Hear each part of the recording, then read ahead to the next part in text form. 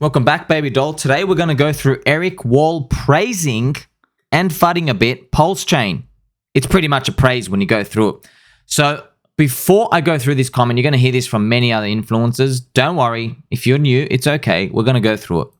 So when influencers say that PulseChain is just another EVM, they will reveal to you their misunderstanding of crypto valuations. They don't know.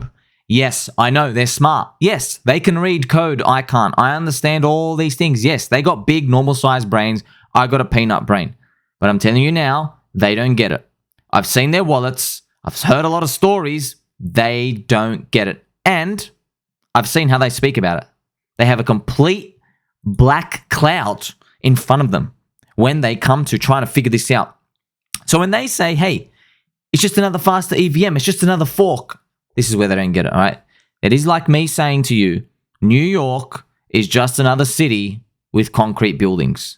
So when you think about it on the surface, yes, it is just another city. And yes, we're all just humans and we're all just made out of atoms, so who cares? You can take that approach. But if you take that approach, you are never going to reach the level of understanding to have the conviction to hold your bags for a growing network effect. Isn't that what you want? If you don't want that, you can get off the boat. It's all about people organization. It's about the nodes. How are they organized? Who are they organized by? Is it 5 coffee shops sponsoring Matic that no one cares about? Or is it grassroots people? You go on YouTube, do you see heaps of Hex streamers? Yes, you do. Do you see heaps of Cardano streamers? Nope. Do you see heaps of Tron streamers? Nope. Where are those other streamers? They're not there.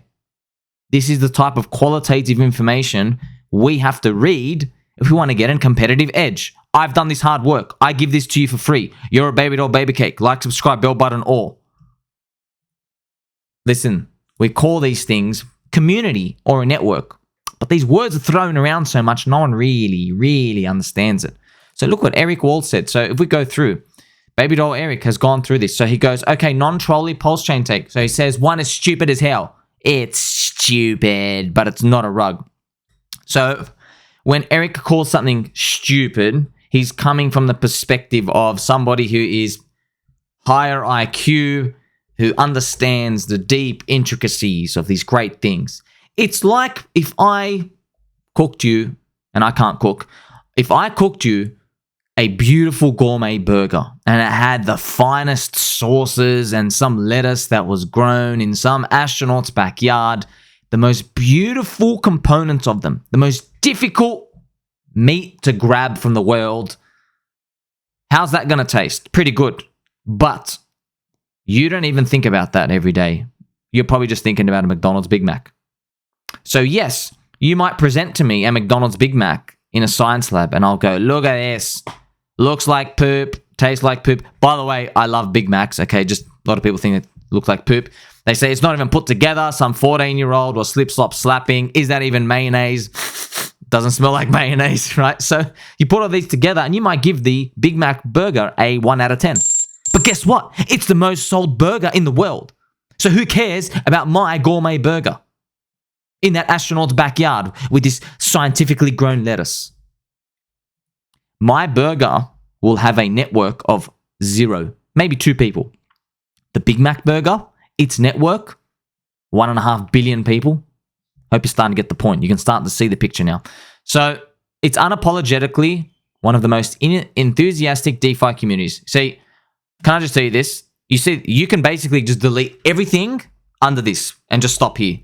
This should be it. This is the only thing you actually have to think about in crypto. It's all about the network effect. So the most enthusiastic DeFi community. Okay, so if I got you to get me a list of things, I'm not going to say to you, hey, tell me the most profitable protocol. Tell me the protocol with the most solid code or the most audits or the smartest people or any of these jizz jazz up, down, left, right. All the coins that are listed by the most exchanges. All of those irrelevant stats.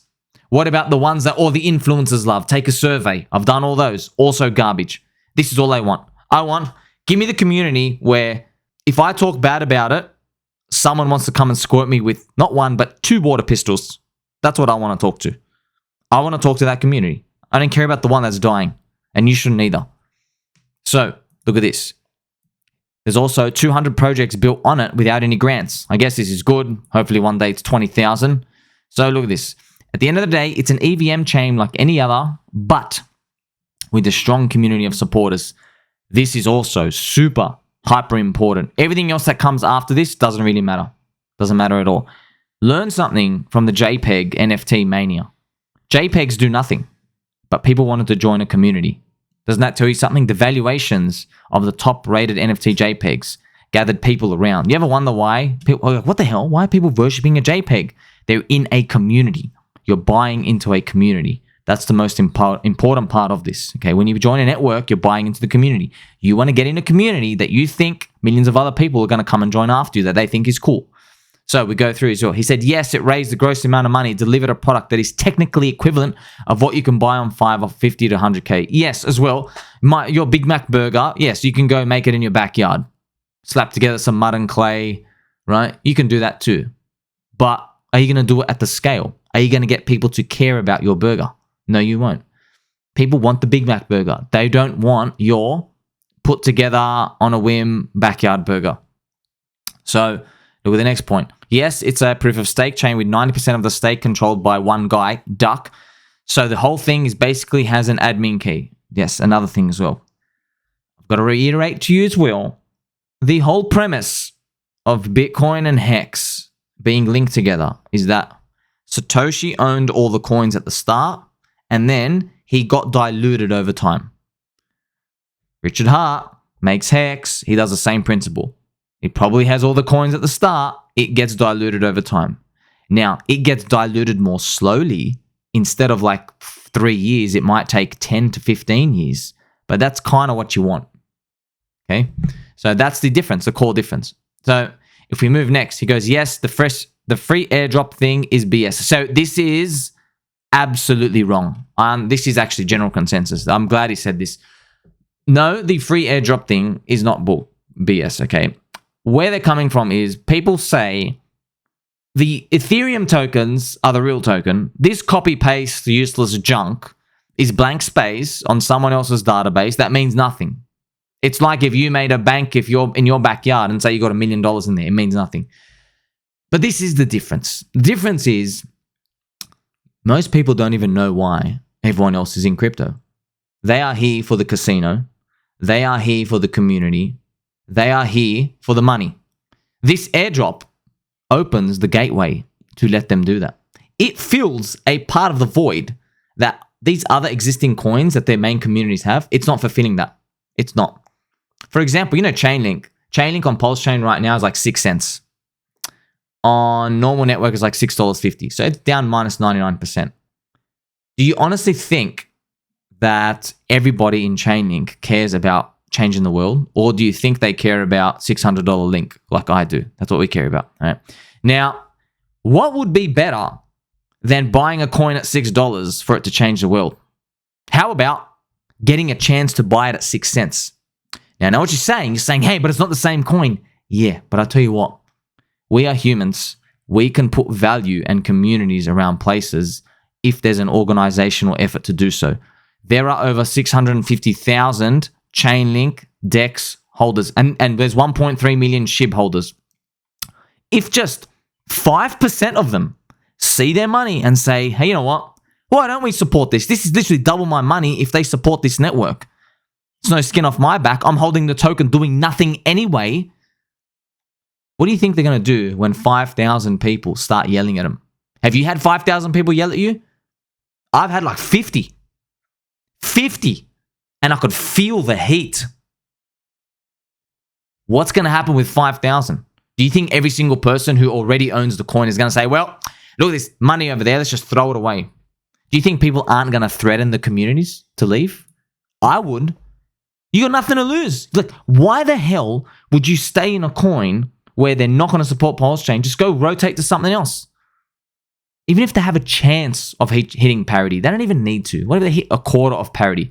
From 99, if you had $100, it's now worth $1, like they are on PulseChain. If it just goes back to a quarter of parity, that's 25x. Look at this opportunity. And people don't even care if it really happens. They just want to speculate on this. They don't care about the code. That's what they're here for. So we're here for the growing networks Okay, look at this. Next point.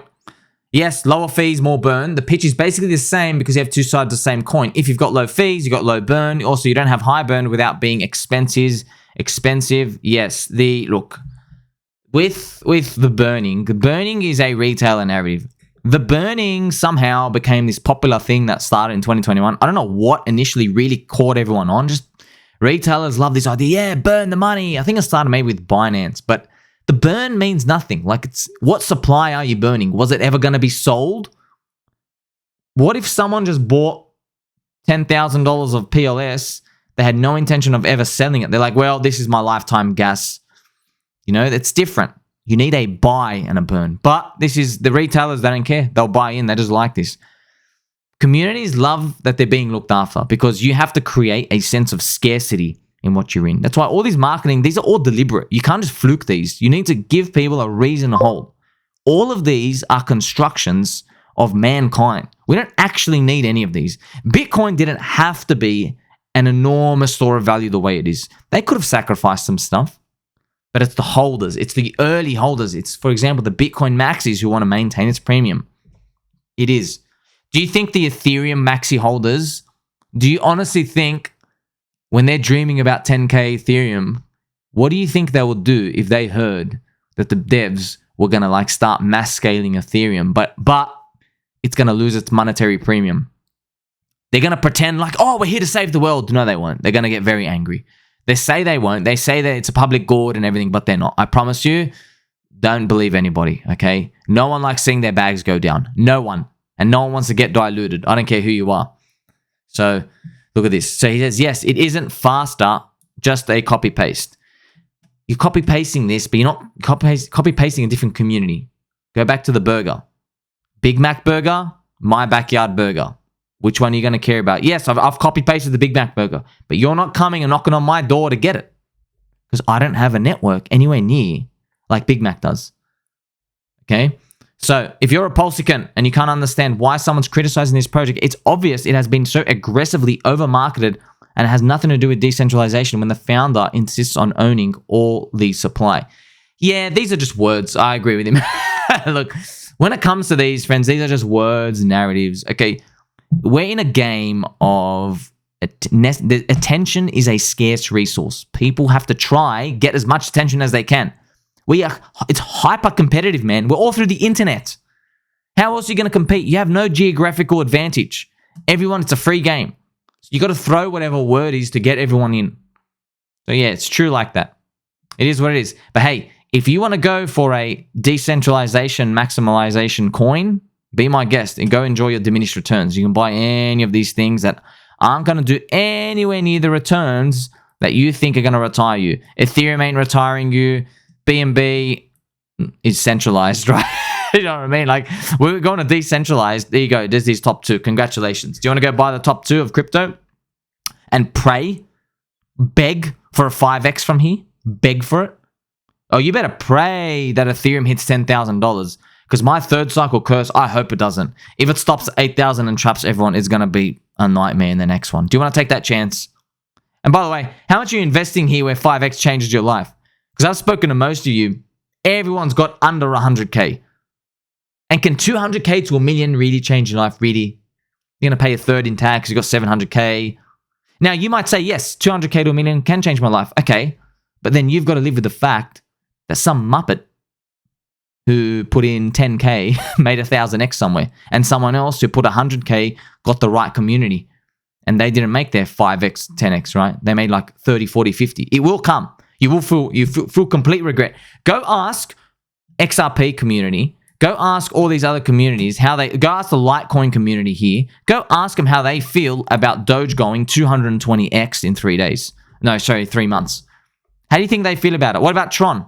Literally, people would rather buy a picture of a dog because they saw a community forming around it. They would rather buy a picture of a dog that does nothing on the internet than buy your coin. And SHIB went 1 million X. I mean, it's not fair to even talk about the unicorn. So this is the reality of the situation. Okay, so also, Babydoll Eric, he said your chain, community, and projects may still have a future. Well, it's a bit harsh. It's like saying, well, the country of America may exist in 10 years. Like, come on, man. Where you think these 200,000 people are going? Hello, it went down 97%. They're still around. Why do you think there's a chance they're going to die in the next... Nothing's happening, dude. If minus 97% down did not wipe everyone to zero, nothing is. I don't care what happens. So, he said, I would not personally advise anybody to build on a chain with core devs that take 2 years to copy-paste Ethereum, although this includes an understandable delay. All right, so... See, this is where... See, Eric got very high IQ. Eric is rational, logical-minded, sharp. He can't think like a peanut. We are peanuts, okay? We're actually peanut butter. Yes, we are mushed. So he's actually thinking that the devs matter. Devs are important, but they don't matter. You know what matters? The people. When you put 200,000 or 1 million people on a chain who are yelling for demanding for stuff, it's not the devs that go and create stuff. Someone with an entrepreneurial mind, a business mind, someone who wants to fulfill a market demand. They come in, they hire the devs. The devs have no say in this. It's the exact same how society works with police. When you go ask the police, hey, why are you arresting me? They're like, dude, leave me alone. I got kids to feed. I only enforce the law. I don't make the law. Go call up your local politicians and go have a cry. That's the reality of the situation here. Devs are like foot soldiers. That's what they're here to do. So the devs aren't all going to go anywhere unless there is money and there are people and there's entrepreneurs who can see that there are people gathering somewhere. When you have the demand is all the network. That's it. You put enough people somewhere in a circle, a large enough house, someone's going to make something for them. And look, that's what's happening right now.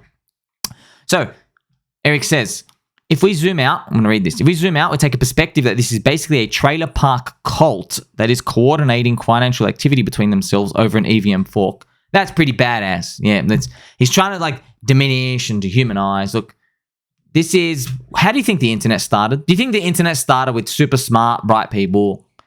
No. You were ridiculed for being on the internet. It was for weirdos. It was for guys who wore checkered shirts, long hair, and pen in the front pocket. And by the way, if you look like that, God bless you. Right? We need more of you. So this is exactly what's happening with crypto and blockchain right now. I mean, Bitcoin was literally for illicit substance buyers and dealers. It was for terrorists. It was for child abusers. That was literally the start of Bitcoin. It's the same argument. I don't know why he would even say this when he's Bitcoin kind of maxi himself. And Bitcoin was made for the downtrodden, the bleeding edge, the people who don't fit anywhere.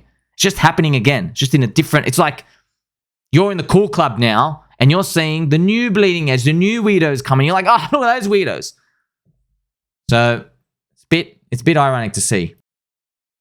Okay, so as well, many jokes about even if centralized and technically equivalent to a pair of Beats by Dre on a Bangkok market. So this is some sort of a humorous comedic joke.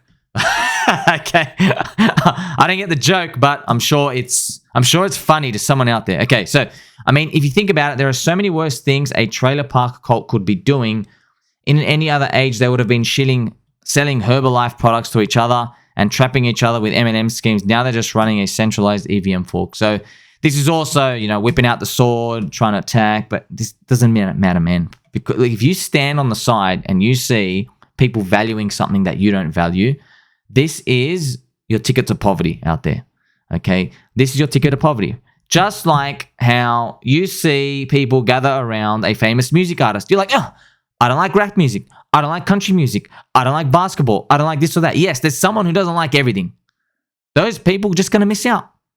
They're going to just miss out. Hey, I don't watch basketball, but if the world's most famous basketball player gives me his jersey, I'm picking it up on the floor and I'm framing it because I know someone else will value that. But someone who doesn't like basketball, they'll be like, basketball, who the hell cares? Run around, put a ball in the net, wow. That's how some people think. You see this perspective? It's the same perspective here. It's just we're doing it through a new bleeding edge industry that no one can put the pieces of the puzzle together. But I've done that here for you. So, Eric's final comments.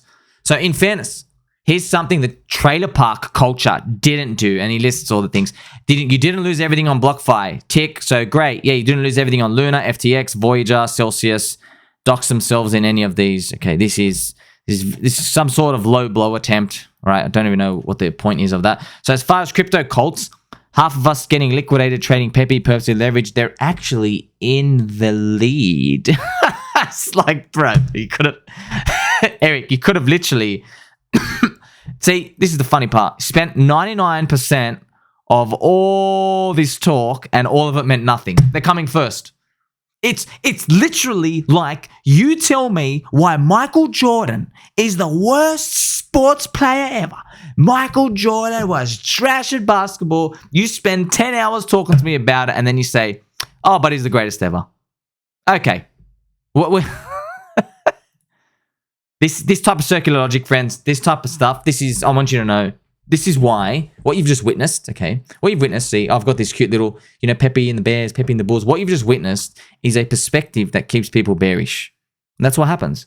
Bearish is healthy. Bearish also means skeptical. But this is true and you'll even know it, right? I'm sure your parents told you this from a very young age. Bears are smelly and they poop in the woods. Don't forget that. Bulls, we've got to poop out in the open. You really got to go forward with all your decisions when it comes to something like this. So I can completely understand when we see smart people knocking something, we say, aha, they must be the righteous ones. Look how well they understand it. But I hope by hearing this perspective, you can see that, yeah, they have a lot of good points, but just think back to the Big Mac example. Who the hell cares about your gourmet burger when I've got those yellow golden arches? Like, subscribe, bell button, all friends. Tell mum and dad that you love them.